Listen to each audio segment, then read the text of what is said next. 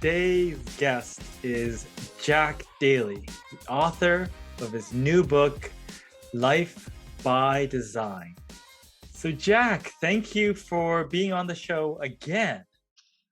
It's a pleasure to be invited once. Second time is the cherry on top of the sundae.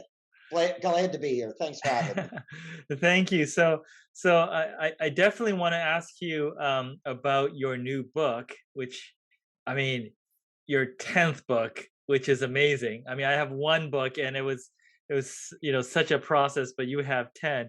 But I also am excited to ask you some sales questions as well. Yeah, well, you know what? There is a big difference between you and me, and that's the number of years. So you've got plenty of time. Oh, I mean, you're youthful as always. So it's I sometimes I just can't tell the difference. So let's do it this way. Uh, I did 10 books in 25 years. Yeah. All right. So how old are you? I'm turning 45. Okay, so 45 and 25 would be 70. I'm older than that, so you're good.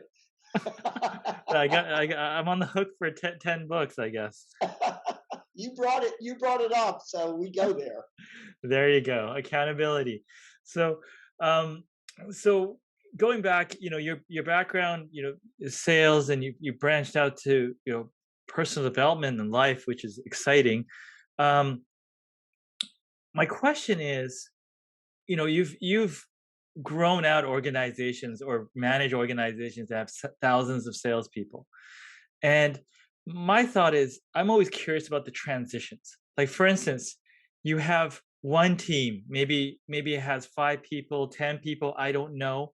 But when you go from that to more people and how it scales, what are kind of your thoughts going through the transitions in terms of leadership, and how you sort of break teams up, and how to keep things cohesive through those transitions from a smaller team to a larger team? Yeah, so I'm gonna to answer that. It's a great question. I'm gonna answer the question in a very unusual way. So I have a client who has a painting business, and they paint the inside of homes, and their special sauce is that they will paint your entire inside of your home. It doesn't matter how big it is, in less than 24 hours. And when people first hear that, it's like, well, I don't understand how you can do that, because the rest of the painters take weeks to do that, and the tarps are all over, and it's a very it's an unpleasant living environment while this house is getting painted. And so the answer they give is, well, if I told you I could paint your dining room in a day, would you say that that was doable? And they said yes. And he says, well, that would take me 2 guys. So I'll put 2 guys in the dining room. I'll put 2 guys in the living room. I'll put 3 up in the bedrooms. And I only ask, is your family move out for the night, stay in a hotel, and when you come back tomorrow, it's all going to be finished? Well, that's sort of a good analogy for the question you asked. It's all about taking, if you've got 7 salespeople and you've got a leader that's leading those 7 salespeople, you want to build another unit. Well, hire another sales manager and build that unit out. Now, where we get consistency is, and you know this from the last time we talked, I'm a big proponent of systems and processes anchored in something I call a sales playbook. So if we have the best practices detailed out in the sales playbook, then the new unit should be mirroring the first unit. And so we can scale very quickly. I am evidence of that. I live in Southern California, but I was raised and grew up and built some businesses headquartered in the East Coast in the Philadelphia, Pennsylvania area. In 1985, I moved to Southern California for the weather. And I brought 3 people with me, and the 4 of us started building the company. 18 months later, the company organically, no acquisitions, grew to 750 employees in 18 months. And in our first 3 years, we made $42 million in earnings. There were 22 locations, but the heavy lifting took place in the first location because we had to perfect the model, build the playbook. Then we just picked 20 other cities, gave them the playbook, hire the people, and off we went. Think about it the way franchise organizations grow. They open up stores every day with a consistency, but they're operating from best practices anchored in systems and processes. Yes. And that leads me to my next question. You just opened it up. What are some general categories that you commonly have in this playbook? So I'm gonna look at the playbook as if it were two parts. One part is the sales management side, and one part is the sales side. So on the sales management side, those component parts, assessing your current team. Do you have the right people on the team? That's where we have to start because we have a bad foundation. The building won't stay erect, right? Then it's about recruiting. Do you have a process for recruiting? Do you have a list of recruits? Do you have a courting process, touching them on a regular, ongoing basis? Do you have a profile? So all of that is in the playbook on sales management on the recruiting side, training side, coaching side, because that's what sales management is all about, growing your sales force in quantity and quality. Now, that's the sales playbook for the sales management side of the house. On the sales side of the house, it's what are the processes that a salesperson uses to be effective out there. So now we're talking about goals in writing. We're talking about high payoff activities. And by the way, Tats, 50% or more of a salesperson's time is typically spent on things that don't generate business. So you could effectively double your sales without adding another salesperson if you got rid of a bunch of that stuff they're doing. And then we're talking about proactive pipeline management. We're talking about a touch system. We're talking about the processes that have been proven over time to generate business. So all of that gets detailed out in the playbook as well on the sales side of the house. Wow, that answered my question. Thank you. Of course. Now, let's segue to your book. What is different about this book that you wrote? Life by Design. Yeah. So here it is. So Jack Daly's Life by Design. This is a book that I have been planning to write for quite some time. All my other books previously were business related, how to generate business, how to run a business, how to grow a business. This is how to have a life, how to have an exceptional life. So I was really blessed. At 13 years old, I had the opportunity to interview 50 uh, successful people. And I had a series of questions they asked them. And basically, they were all about how could I, as a 13-year-old, craft my way into being successful like they were. And one of the common themes that I heard amongst the many of them were you got to have goals, don't pick too many, have a date when you're going to get them done or some evidence of them getting finished, and share them with other people. So I picked four goals at 13 years old. I picked a date when I was going to finish them when I was old, like 30, because at 13, 30 seems long, far away, right? Now, I will tell you at 73, 30 seems far away again. But here's the thing. I picked what was I going to look like at 30 financially? What was my net worth going to be? What was my annual income going to be? Then the second thing was professional. What am I going to look like professionally? And what I said I wanted to look like at 30 was the CEO of a company, national in size, in the money business. Then the third goal was what did I want to look like education wise? And I had some markers. And then what did I want my family to look like? Am I going to be married, single, kids, that type of thing? Once I understood what the end zone was, once I painted that picture, then all I needed to do was figure out what do I need to do between 13 and 30 and block it down year by year by year.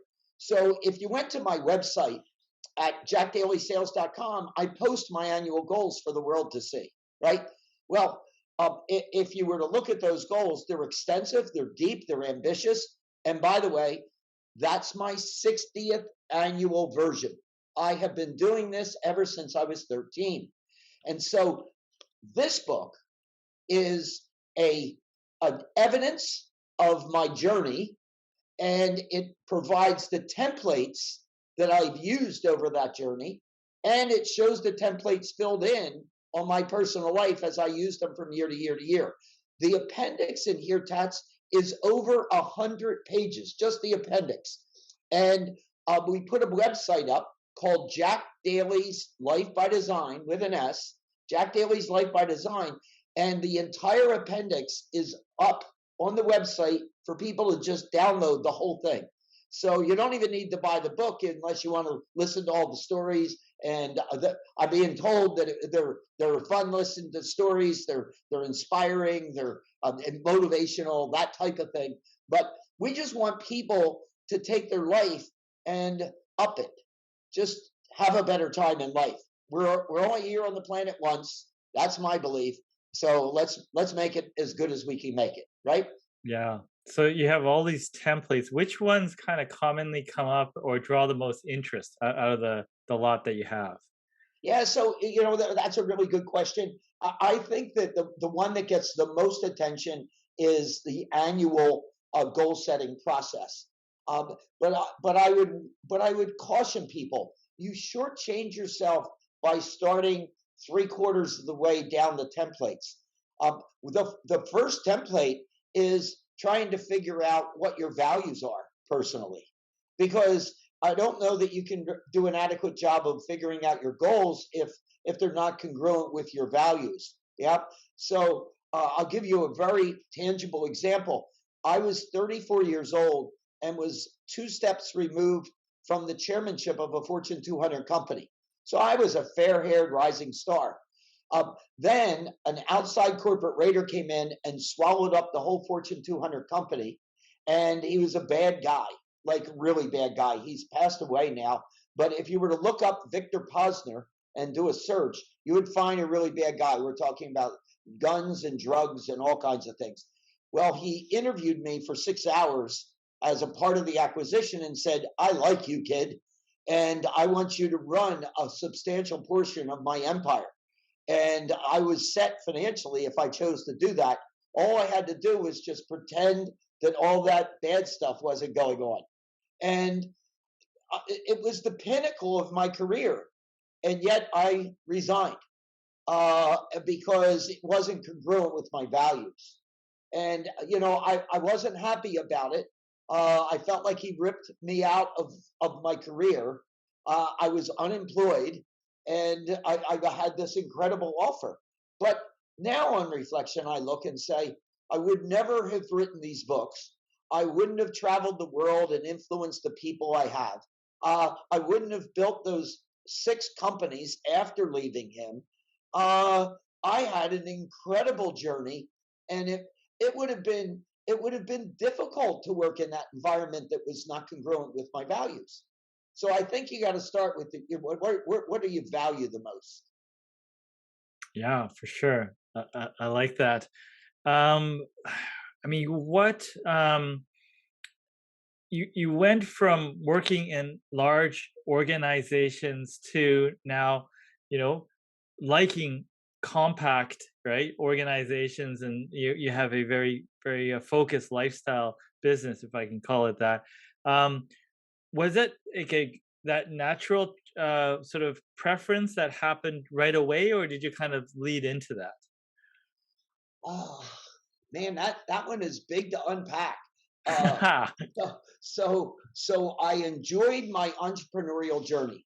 I want to be clear on that. It was fun to take a blank sheet of paper and sketch a business, and then it was fun to actually make it come into reality. Uh, but I will also tell you, um, it's hard. It is hard to build and run a business, and and it's really hard in the first few years. The guys that come in and take over a company at the leadership level after it's been going for 3 or 4 years, I mean, they have a big job, but it's not what it is at that startup phase, right? Well, then if you scale it and you get to thousands of people, you're back into, man, it's hard. Uh, it's really hard. And by the time I hit 46, your age, I pretty much said, you know what, been there, done that. I just don't want the stress anymore. And I didn't have an intention to do what I'm doing now. What I said was I'm going to take a year off and figure out what I'm going to do. And all of a sudden, people got the word that Jack was not doing anything. So they started calling me and saying, "Could you speak to our company? Could you speak to our trade group? Could you speak to our association?" And I started going out and speaking. And I'd come home, and my wife said, "Gosh, you haven't been this happy in a long time." And I said, "Yeah, I think I found my passion." And that's where I've been for the last 25 years. And you are correct. It is a lifestyle business. I could have a business with hundreds of speakers, trainers, and coaches, but I have no employees. It's just Jack and a few assistants, and they work out of their homes and do different things. And I rarely see them. I go I go where I want, when I want. I only work as much as I want to work, and it's a beautiful life. But I'm making an impact on so many lives. You know, whether it's a client that I did a podcast for 2 days ago, who, when I met him, his company was worth $100 million, so pretty substantial, publicly traded. Today, 12 years later, is worth $4 billion, right? Or my client in New York City, that in the Forbes list of 75 top women entrepreneurs, she's ranked in her personal net worth at more than Ellen DeGeneres. But when I met her, she was a $4 million company with 7 salespeople. Or I take the sales guy that I met making $80,000 a year, who now makes 500,000 to a million a year, following the systems and processes.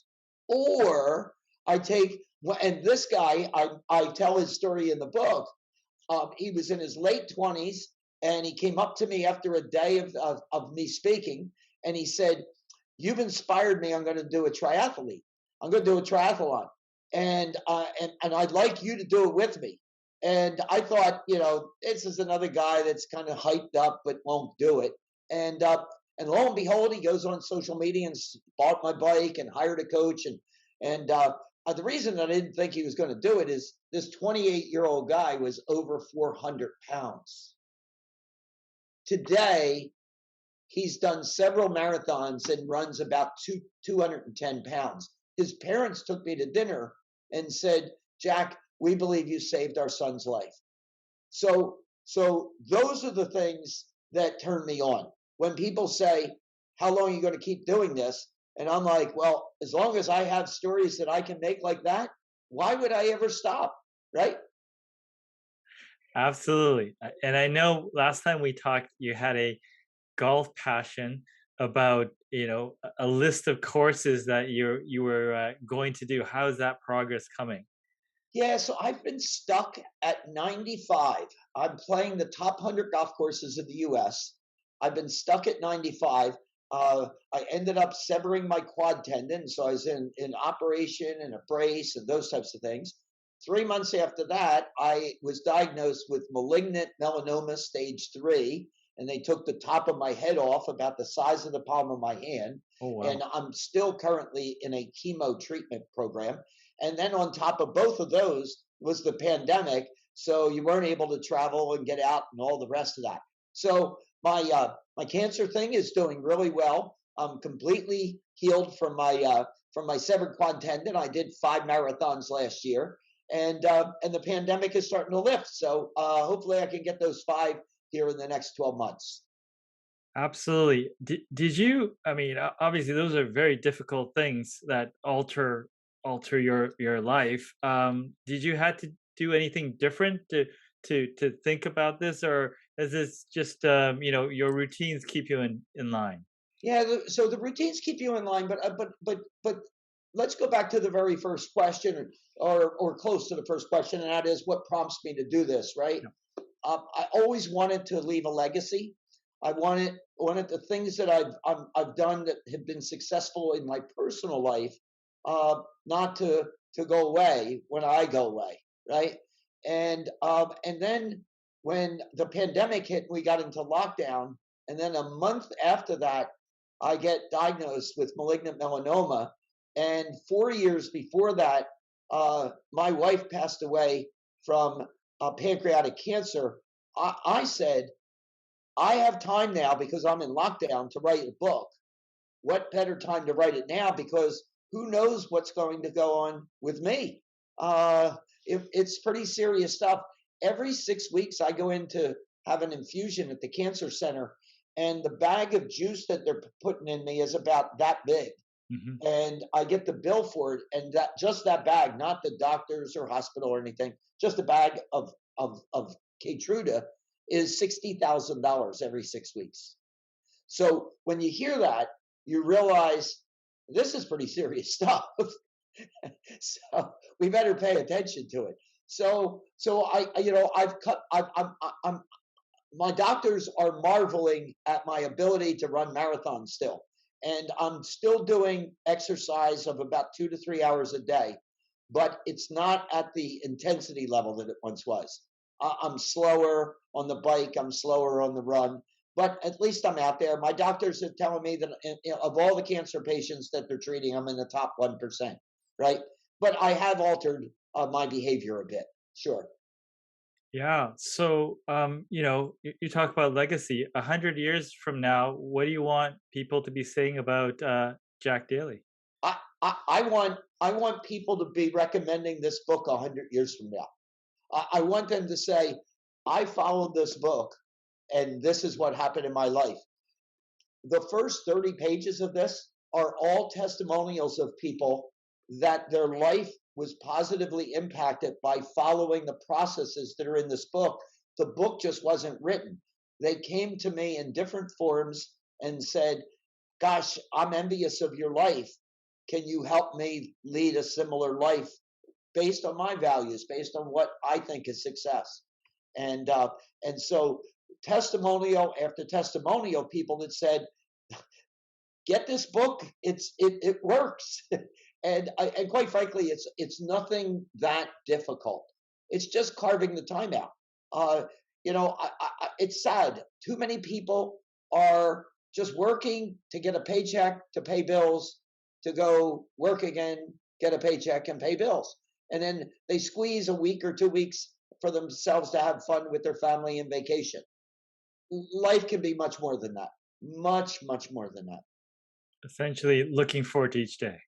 Yeah, and the other thing that I would tell you, since I spend my days and hours with business people, too many business people are running successful businesses, but then when you peel the curtain back, their personal life is not very pleasant, not very exciting. And so Oh, we've got broken marriages and no relationships with the kids, and and poor health, and not keeping fit. um, None of that is necessary. My doctors said when I was 69 years old, they said, we've given you every test that we can think of. You're the equivalent of a 38-year-old man. And my kids are 42 and 50 right now. I'm not like, what? You can't keep up with me. but but I've lived a life of intention, and so I didn't. I'm not in good shape and healthy because of an accident. I'm in good shape and healthy because I lived my life intentionally. I made those intentional decisions. yeah, for sure. Now, I see this question that was posed here. It's just curious to me. You have this question say, "How do you handle not getting things done?" Which is kind of interesting to me. So, can you walk me through that? Yeah, sure, I can, and I will also tell you that I raised a bunch of questions in the book that are similar to that. And so the first thing I can tell you is that I can't remember ever accomplishing all of what I set out to do on any year. What I can say is that I'm probably in the 90 percentile each year. Uh, but the chapter in the book is called Life Happens. Uh, and there's not much that you can do about it. I wanted to run 5 marathons in the year of the pandemic, and I severed my quad tendon. Well, I got benched that year. I couldn't physically run them, and the pandemic hit, and they weren't holding marathons. But if I ran those 5, and that was in my goals on the first of the year, it would have taken me to 100, and I would have run a marathon in all 50 states and all 7 continents. Well, I had to wait. And so I waited till the following year. And in November, this past November, here's my finisher medal from my 100th marathon, which was in Athens, Greece, and I ran the original marathon. Um, Oh, and it was my 5th of the year, and so it was a year late. So how do you handle it? I just say focus on that which you have control of. I don't have control over a pandemic. I don't have control over races being canceled, and I don't have control over a severed quad tendon. All I can do is say, okay, what do I need to do to get back healthy with my leg? And how do I stay in the game? And then we have to shift. We have to shift and navigate through when life throws you a ringer, right? So let me give you a business example. Uh, 2019, as a speaker, I logged 250,000 air miles that year and spoke in over 30 countries. The pandemic hit in March for lockdown. In March of 2000, and I said, I think this pandemic's going to be with us for at least 2 or 3 years. So now my public won't have access to my systems, processes, and they'll need them more now than ever. And so, how do I do that? And so I built a studio in my home. I hired a bunch of experts. I bought the best equipment, cameras, lighting, and all of that. 80-inch monitor. It's completely a whole room in my house is now a virtual studio. And in June of 2000, 3 months after the lockdown, I ended up setting a Guinness World Record for the largest virtual business program ever of 21,261 people. wow. So you shift, you navigate, you focus on that which you have control over. By the way, I have 5 grandkids, and 2 of them are 13 and 10 years old. And I've done some pretty cool stuff in my life, like running these marathons and doing Ironmans and that type of thing. None of it impressed them until I set a Guinness World Record. Then they went to school and they said, "My grandpa Jack is a Guinness World Record holder." So, and it wasn't even on my goals. It just so happened. Wonderful. That's perfect. Thank you for that. Is there anything that I didn't cover related to your book that you wanted to share? Uh, I'll tell you one thing. Most people that will tune in here will know the name Simon Sinek, the author of Start with Why. Yep. And so I put Simon right on the top of my cover of my book, and I just want to share with you what he said. Thank God Jack Daly exists. For decades, we hired Jack to teach us how to sell better, yet all the while, what he was actually teaching us was how to be better human beings. Mm, I like that. At the end of the day, I don't want people to remark about me building 6 companies. I want my friends and family and business associates to talk about how exceptional a life I led by intention, and how my example helped them to take the blinders off, and they ended up doing some really cool stuff. So my best friend, who we met in kindergarten, never did he believe that he would run a marathon, and he has several. Never did he believe that he would hike in to Machu Picchu on the Inca Trail, but he did. Never did he think that he would go to China and run on the Great Wall of China, and he did, right? And Rick wrote the foreword for my book saying, I don't know that I do any of this stuff without the example, the inspiration, right? So that's what I want. That's the thing that's most important to me. That the people uncork what's holding them back from doing some really, really cool stuff. And by the way, nobody needs to run a marathon. Nobody needs to do an Ironman. No, nobody needs to do any of the stuff that I tell in the book that I did. All I want people to do is sit back and reflect and say, what is success to me? What is success to me? I tell the story of my caddy at Pebble Beach comparing himself to the head of a Fortune 200 company as to who had a more successful life. And when the reader reads it, they're going to come, I think, under the basis of the caddy. The caddy is more successful. And just the way the story plays out, it's just terrific. I'd also mention that the book is in audio form, and I'm the voice. So we didn't hire somebody to do the voice. So the people that I'm getting early feedback on the audio say we can hear and feel your authenticity and your energy and your excitement. So that's kind of cool. Wonderful. Well, you doing your own audio on your audiobook is, kind of with your values, is leading by example. So, Jack, thank you. Very, very cool that you came back, and I'm excited of all the other things you're going to be doing going forward. Me too. Absolutely. Thanks again.